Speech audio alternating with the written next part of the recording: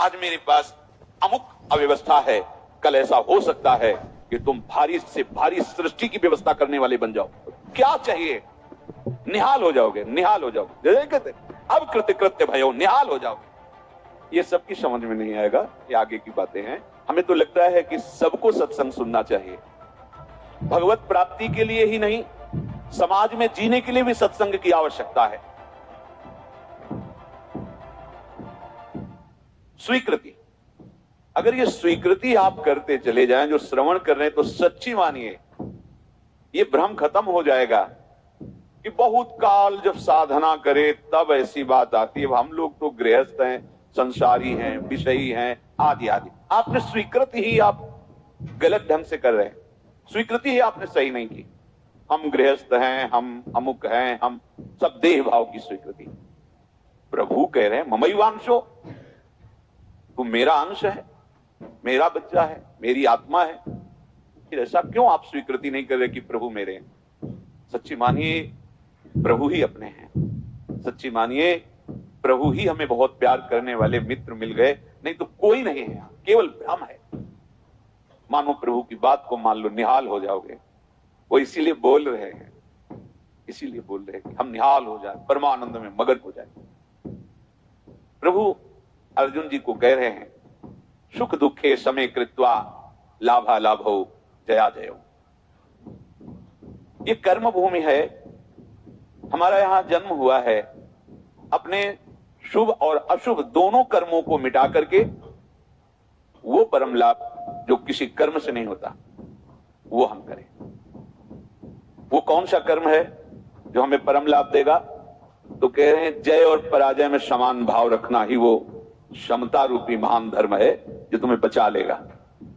बड़े से बड़ा शुभ कर्म भी फांसी ही है, चाहे सोने की जंजीर से फांसी लगाओ और चाहे रस्सी से फांसी लगाओ, मरोगे तो है ही।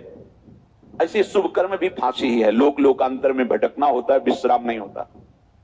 और अशुभ कर्म तो है ही, कहना क्या है उसका? हर शरीरधारी से ये दो प्रकार की क्रियाएं होती ही हैं। कहीं ना कहीं शुभ कर्म होता है, कहीं ना कहीं अशुभ कर्म। कोई ऐसा नहीं है जो इन दोनों कर्मों से युक्त ना हो।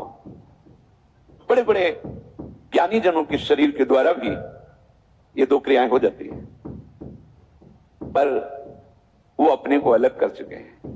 वो अपने स्वरूप में स्थित हैं, कर्ता भाव रहित हैं, इसलिए न शुभ उनका स्पर्श करता है, ना अशुभ स्पर्श करता है। वो जान के कोई क्रिया नहीं कर रहे, संकल्प करके क्रिया नहीं कर रहे, स्वाभाविक हो रही। अब उसमें कुछ भी ऐसी घटना घट जाती है तो उसके वो करता नहीं है। इसलिए कहा गया कि जो आत्मज्ञानी महापुरुष, अगर उसके द्वारा बड़े से बड़ा शुभ कर्म हो जाए तो कोई उसका पुण्य फल नहीं होता, और बड़े से बड़ा कोई पाप कर्म बन जाए तो उसका कोई अपराध नहीं होता, क्योंकि कर्ता भाव से रहित है। ये सबकी समझ में नहीं आएगा, ये आगे की बातें हैं जहां अहंकार समर्पित हो जाता है। कैसे नहीं उसको अपराध लगेगा? उसके शरीर के द्वारा हो रहा है। तो जैसे हमारे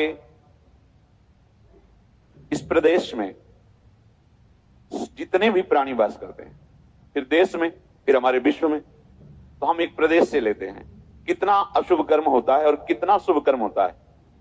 क्या आपको दोनों का दंड मिलता है या पुरस्कार मिलता है? या आपको हर्ष होता है या शोक होता है? या सुख होता है या दुख होता है? नहीं होता। क्यों नहीं होता? क्योंकि हमारा संबंध नहीं। हो तो रहा है, शुभ अशुभ कर्म हो रहा है प्रदेश में, देश में, क्योंकि कोई भी शरीरधारी कर्म किए बिना रह नहीं सकता। और जो शास्त्र सम्मत कर्म करते हैं वो भगवत मार्ग के प्रतीक होते हैं। वो साधारण उनकी गणना नहीं आती शुभ अशुभ में, वो तो भगवत धर्म का पालन करने वाले होते हैं। वो तो महात्मा होते हैं, भक्त जन होते हैं, प्रेमी जन होते हैं।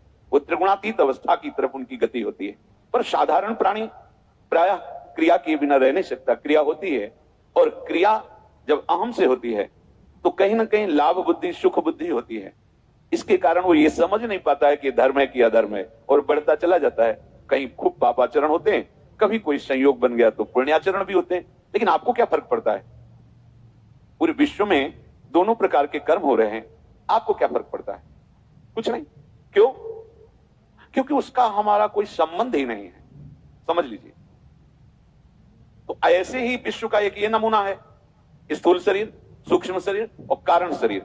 जो भगवत तत्व के ज्ञाता महापुरुष जन होते हैं बिल्कुल जैसे तुम्हारा प्रदेश के शुभ अशुभ कर्म से कोई संबंध ना होने के कारण न हर्ष है, न शोक है, न दंड है, न पुरस्कार है, ऐसे ही इस शरीर के द्वारा हुए शुभ अशुभ कर्म उसे बांध नहीं सकते। जिसने अपने स्वरूप को अलग करके इनसे संबंध त्याग कर दिया। हमें हर्ष शोक दूसरे की क्रियाओं से इसलिए नहीं होता कि हमारा संबंध नहीं। ठीक ऐसे ही शरीर से जब ज्ञान प्राप्त हो जाता है तो बिल्कुल जैसे भगवान ने कहा कि पुराना वस्त्र त्याग कर नए वस्त्र को धारण कर दे।